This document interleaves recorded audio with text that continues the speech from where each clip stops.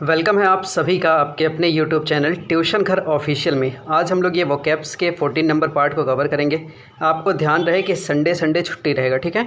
तो वोकैब्स को लेके आप परेशान हो कि कल आपको क्यों नहीं मिला था, तो संडे छुट्टी रखा जाता है, ठीक है। आइए आज के पहले मीनिंग को लेते हैं, और पहले मीनिंग को लेने से पहले हम लोग क्या करेंगे, आज की गोल्डन लाइन को पढ़ेंगे, ठीक है। देखिए आज की गोल्डन लाइन है, success is depends on second letter. देखिएगा कितना अच्छा थॉट है कि ये जो सेकेंड लेटर, तो इस सक्सेस का सेकेंड लेटर क्या है, यू। मतलब कि सफलता जो निर्भर करती है वो आप पर निर्भर करती है, ठीक है। तो ध्यान रखें, success is depends on second letter, it's you. Okay, आइए आज की पहली मीनिंग लेते हैं, ठीक है। पहली मीनिंग आपके पास है होलोकॉस्ट, ठीक है। होलोकॉस्ट का मतलब होता है डेवास्टेशन, डैमेज, डिस्ट्रक्शन, ठीक है।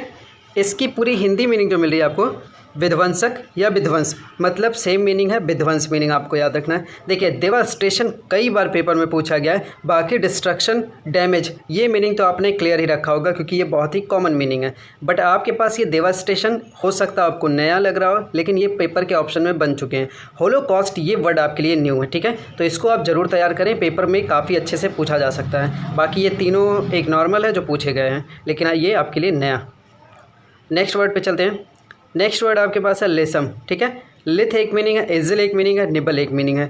दोनों का सबकी मीनिंग क्या, लचीला या फिर फुर्तीला। अब देखिए निम्बल पूछा जा चुका ऑप्शन में, लिथ पूछा जा चुका है, लेसम पूछा जा चुका है। यहाँ तक कि अगर आप ये बात करें कि सर एजिल पूछा गया है, तो एजिल भी पूछा गया है। तो आपका काम क्या होगा कि सर हमें ये सब तैयार करना है, तो बिल्कुल बाबू ये आपको सब तैयार करना है, क्योंकि ये सारे मीनिंग आपको लचीला या फुर्तीले के सेंस में पूछा जा चुका है। तो बहुत अच्छे से तैयार करिए। इस वीडियो का मेन मकसद ये है कि आपको वहाँ फोकस कराया जाए जहाँ आपको एक्चुअल में करना है, भटकना नहीं है, ठीक है। नेक्स्ट पे चलें।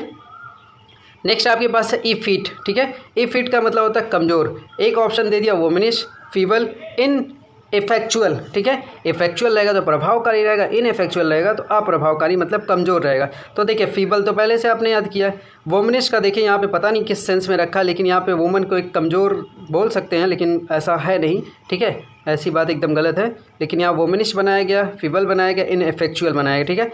सारे की मीनिंग को लेके क्या बोला गया है कि कमज़ोर इसकी मीनिंग होती है। अभी तक जितना मैंने पेपर में देखा है, केवल और केवल इसमें जो ऑप्शंस के अकॉर्डिंग है यही मीनिंग हमको मिला हुआ है, फीबल, ठीक है। तो आप तैयार फिर भी करें। आगे चलते हैं। नेक्स्ट मीनिंग आपके पास है डेरोगेटरी, ठीक है। कई लोग इसको डेरोगेटरी पढ़ते हैं, वो भी सही है। डेरोगेटरी अगर पढ़ा जा रहा है तब भी ठीक है, ठीक है। अब आते हैं, एक इंसल्टिंग मीनिंग लिखा है, बी लिटलिंग लिखा हुआ है, डिस्पैरेजिंग लिखा है, ठीक है। सबकी मीनिंग होती है अपमानजनक। पेपर में पूछा जा चुका है। इंसल्टिंग आपको पता है तो याद करने की कोई ज़रूरत नहीं है। डेरोगेटरी पूछा जा चुका है, बी लिटलिंग नहीं पूछा है, डिस्पैरेजिंग ऑप्शन में लिया गया है कई बार। तो इन दोनों को आप ज़रूर याद करें, बाकी इसको आप ध्यान रखें, ठीक है, कि डिस्पैरेजिंग, डेरोगेटरी ऑप्शन है अपमानजनक, ठीक है। आगे आखिरी मीनिंग आज का देखिएगा वर्ड पावर को लेके, कास्टिगेट। कास्टिगेट का मतलब होता है डांटना या फिर फटकारना, ठीक है। कास्टिगेट का मतलब क्या होता है, डांटना या फिर फटकारना।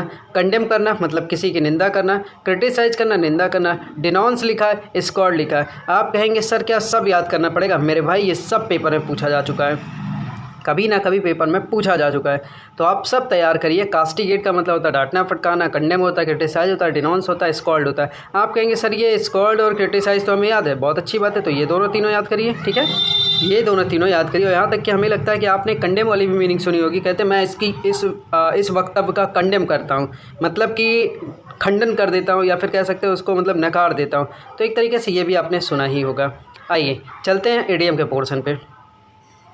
आज का पहला इडियम आपके पास है, देखिएगा पहला इडियम देखिए, ये बहुत सिंपल सा इडियम है, आप सबको याद होगा, ठीक है। लिखा है every dog has his day, ठीक है।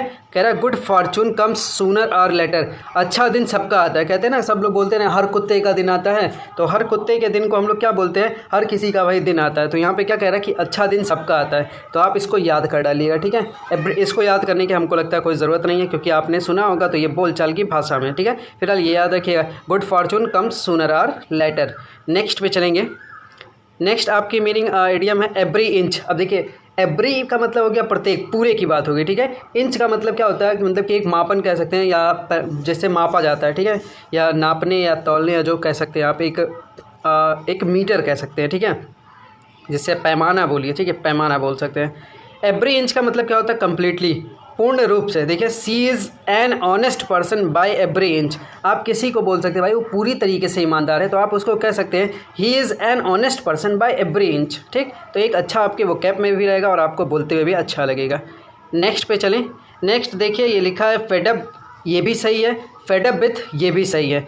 इनका पूरा मतलब होता है किसी से तंग हो जाना, त्रस्त हो जाना। ठीक है, पैर पटक के आप बोलते हैं आई am fed up with you. ठीक है, यहाँ लिखा है बी कम्प्लीटली बोर्ड, किसी से एकदम उब जाना या तंग हो जाना। लिखा I am fed up with this wet weather. ठीक है, इस गीले गीले मौसम का या भीगा भीगा पूरा जो मौसम है इसको लेके मैं एकदम तंग हो चुका हूँ, उब चुका हूँ, परेशान हो चुका हूँ। ठीक है, इडियम अच्छा है, बोलने को लेके भी सही है। ये आपके पास एक नया आइडियम लिखा है फ़ैन द फ्लेम। ठीक है, फ़ैन द फ्लेम का मतलब होता है बदतर बनाना। फ्लेम का मतलब आपको पता है अग्नि होता है या फिर ज्वाला बोल सकते हैं। फ़ैन का मतलब कोई भी फ़ैन मतलब प्रशंसक बोल सकते हैं। लिखा है टू एग्रावेट, बदतर बनाना किसी को या स्थिति को। यहाँ देखिए लिखा I don't want to fan the flame of the tension between the husband and the wife, मतलब कि पति पत्नी के बीच के झगड़ों में या उनके विवाद में या उनके किसी भी चीज़ को मैं और ख़राब नहीं करना चाहता हूँ, बदतर नहीं बनाना चाहता हूँ। नया इडियम था, ज़रूर तैयार करिए। फाइट टू द फिनिश, जैसी हिंदी जैसा वर्ड वैसे इसकी हिंदी। लिखा to fight to the end, आखिरी नतीजे तक लड़ना। A person should fight to the finish. ठीक है, तो आखिरी नतीजे तक लड़ना, जैसा लिखा है वैसा आपको याद कर लेना है। आखिरी इडियम, ठीक, ये इडियम आपका आखिरी था। तो चलिए, हमें लगता है कि आप लोगों ने काफ़ी कुछ कवर कर लिया है। एक क्विक रिवाइज ले लेते हैं इडियम का। Every dog has his day का मतलब क्या हो गया, अच्छा दिन सबका आता है, हर कुत्ते का दिन आता है। ठीक, एवरी इंच का मतलब क्या हो गया, पूर्ण रूप से या completely. Be fed up with या फिर फेड अप विथ, तो दोनों की मीनिंग में उब जाना या तंग हो जाना या परेशान हो जाना। फैन द फ्लेम का याद करिए, बदतर बनाना होता है किसी की स्थिति या किसी चीज़ को। फाइट टू द फिनिश का मतलब होता है आखिरी नतीजे तक लड़ना। मीनिंग वाले पोर्शन को अगर एक बार में देख लें तो लिखा होलोकॉस्ट का मतलब होता है डेवास्टेशन, डैमेज, डिस्ट्रक्शन, विध्वंसक होता है। लिसम का मतलब होता है लिथ होता है, एजिल होता है, निबल होता है, लचीला या फुर्तीला होता है। ईफीट का मतलब वोमेनिश होता है, फीबल होता है, इफेक्चुअल होता है जिसे कमज़ोर बोलते हैं। डेरोगेटोरी का मतलब होता है इंसल्टिंग, बिलिटलिंग, डिस्पर्जिंग जिसका मतलब अपमानजनक। कास्टिगेट का मतलब होता है कंडेम करना, क्रिटिसाइज़ करना, डिनाउंस करना, स्कॉल्ड करना, डांटना या फटकारना। चलिए इस वीडियो को यहीं पे एंड करेंगे। ठीक है, आप सभी लोगों का बहुत बहुत धन्यवाद कि आप लोग ये सारी चीज़ें देखते हैं। आप ज़रूर ये सारी चीज़ें शेयर करें और मेरी इस बात को ज़रूर एक्सेप्ट करिए कि ये सारे वर्ड्स पेपर में आए होंगे, तो आपको ये डेली तैयार करना है। ठीक है, लिख लिया कीजिए जिससे आपको ये तैयार हो जाए। ठीक है, थैंक यू।